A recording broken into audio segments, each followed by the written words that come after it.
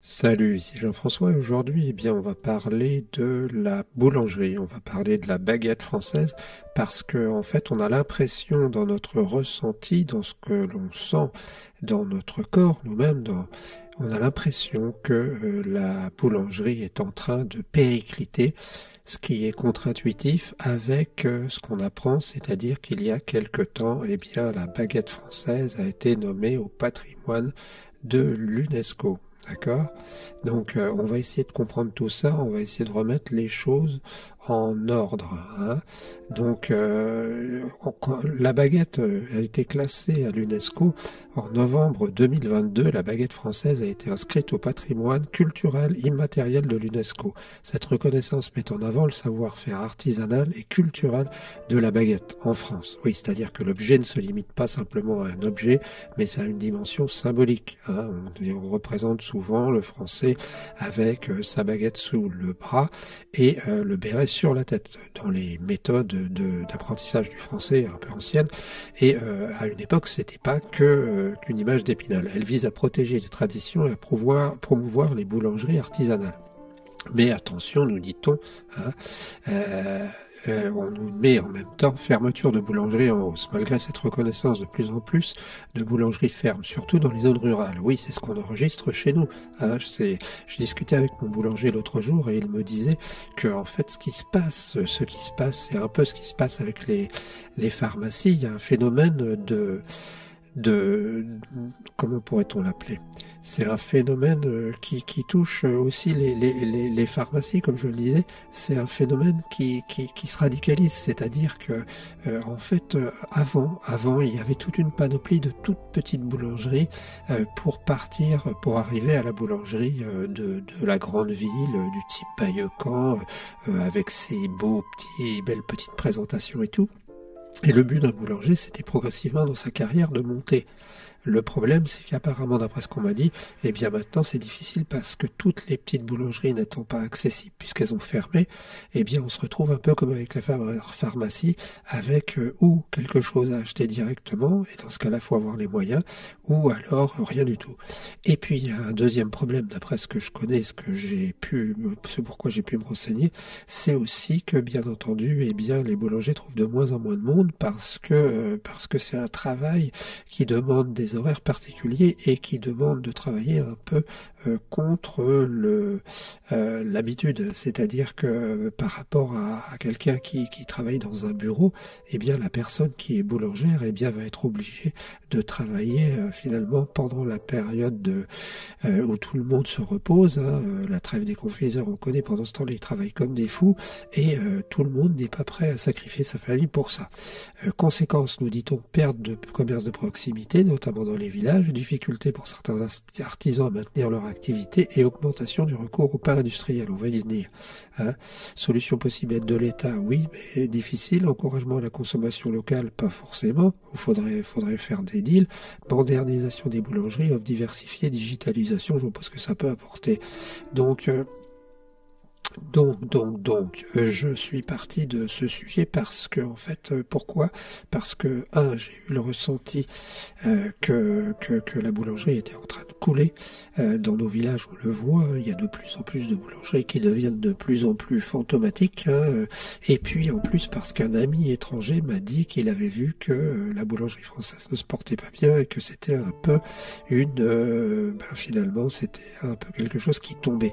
Donc, j'ai demandé des informations et on nous dit la montée déjà et la chute de la cuisine française. Ça a été publié dans The Guardian en 2019. Cet article explore comment la cuisine française, autrefois enviée mondialement, s'est retrouvée piégée par son propre héritage.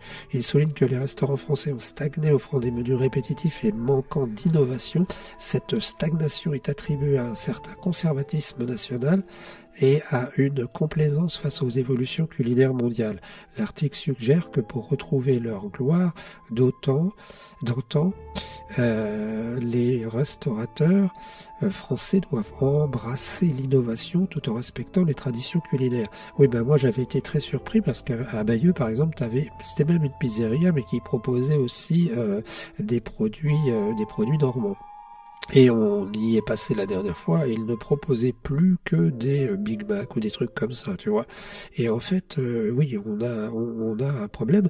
On a un problème aussi que j'appelle le syndrome de Port-en-Bessin ou le syndrome de Sienne. Je l'ai vécu en Italie et je l'ai vécu à Port-en-Bessin, tout simplement parce que dans ces deux endroits où j'étais allé, entre autres, j'ai vu que on avait pu manger et c'était absolument la qualité est très douteuse, très douteuse à Sienne. Mais dans les deux cas, il y avait un cadre tellement sympa qu'en fait, eh bien, on comprend que les restaurateurs ne faisaient même pas l'effort. À Sienne, pour te dire le niveau, on avait commandé une pizza en Italie et on avait une pizza qui était moins bonne que celle qu'on achetait dans un supermarché italien. C'était vraiment un tiramisu innommable. Et en fait, voilà. Donc, la mort de la baguette française, point d'interrogation, BBC Travel 2013. Cet article met en lumière la baisse constante de la consommation de baguettes en France, ce qui conduit à une campagne nationale visant à inciter les Français à retourner dans les boulangeries.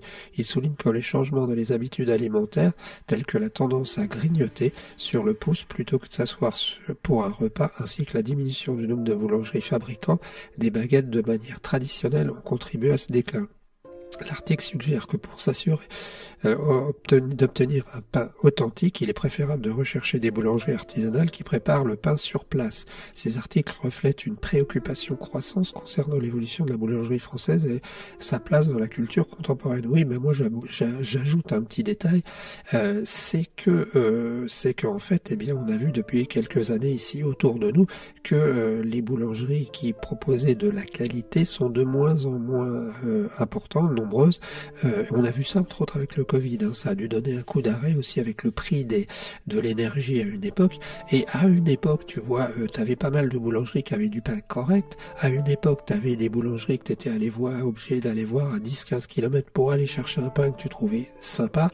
Et maintenant, j'ai peur de dire que c'est horrible, mais c'est presque dans les supermarchés que tu trouverais le plus on va dire, de variété. Pourquoi ? Parce que eux, ils ont une grosse structure et puis ils peuvent tenir, alors que les boulangeries ordinaires sont déficientes. Et le problème, c'est que j'ai l'impression que ça va continuer. Et le problème, c'est que ici, on dépend pas mal du tourisme, tu vois, et la France dépend pas mal du tourisme. Alors, je pense, et j'ai la faiblesse de croire ça, que en fait, eh bien, à une époque, les gens venaient en France pour certaines choses avec un S.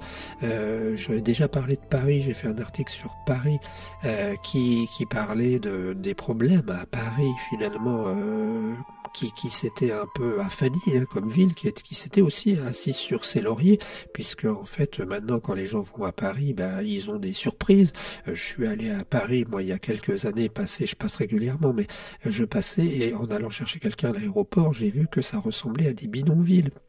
Sous les ponts, partout, il y avait des déchets de poubelles. J'ai écrit au Premier ministre et j'ai écrit au maire de Paris. Depuis, ça s'est calmé. C'est pas moi qui ai fait ça, c'est tout le monde qui a pris conscience. Mais ce que je veux dire, c'est que si on n'y prend pas garde, on a l'impression aussi qu'on est assis sur une pouleuse d'or qui est la boulangerie, qui est le tourisme, mais par des micro-gestes comme ça. Si on supprime tout ce qui fait que le pays est intéressant, bien sûr, il restera toujours des immeubles haussmanniens, bien sûr, il restera toujours la Tour Eiffel, mais on aura perdu complètement notre âme. Et c'est là-dessus qu'il faut travailler, à mon avis.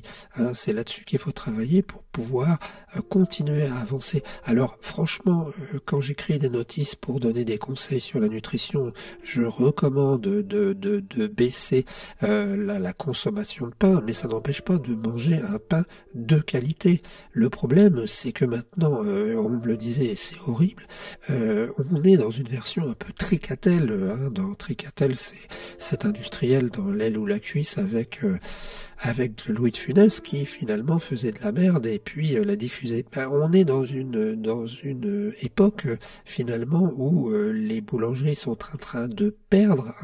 Il faut savoir, d'après ce qu'on me disait, que la majorité, c'est-à-dire jusqu'à 80% des boulangeries utilisent du croissant, de la viennoiserie industrielle, du pain au chocolat. C'est-à-dire que concrètement, le gars il reçoit un colis, hein, sa seule compétence de boulanger, c'est d'attraper le cutter, hein, dont il laisse sortir la lame de 3 mm pour pas couper ce qui est dedans, d'ouvrir le carton, de les mettre de mettre ce qui est dur sur ce qui est gelé sur la plaque de cuisson, et puis vas-y, j'y vais. Et ça, tu peux le voir, parce que quand tu vois je le voyais encore à la boulangerie, dans une boulangerie d'un endroit que je ne dirais pas, mais tu vois que les croissants sont plus ou moins tous les mêmes et tu vois qu'ils ont une tête qu'ils n'avaient pas avant.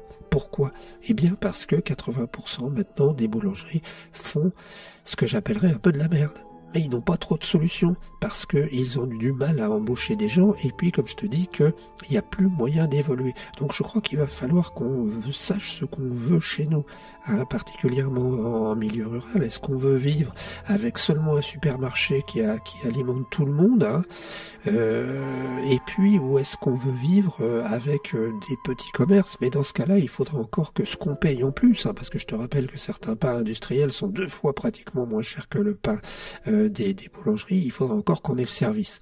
Voilà, c'est un élément de réflexion. J'espère que tu vas pouvoir nous donner des infos, des billes, parce que là, j'avoue que je suis triste. Je suis triste parce que je me rappelle qu'à mon époque, quand mon père rapportait du pain de chez le boulanger, hein, eh bien c'était sympa. C'était sympa, il rapportait la petite baguette le matin et puis on mangeait. Maintenant, cette petite baguette, tu ne la trouves plus. On se retrouve très bientôt, c'était Jean-François. Ciao l'ami.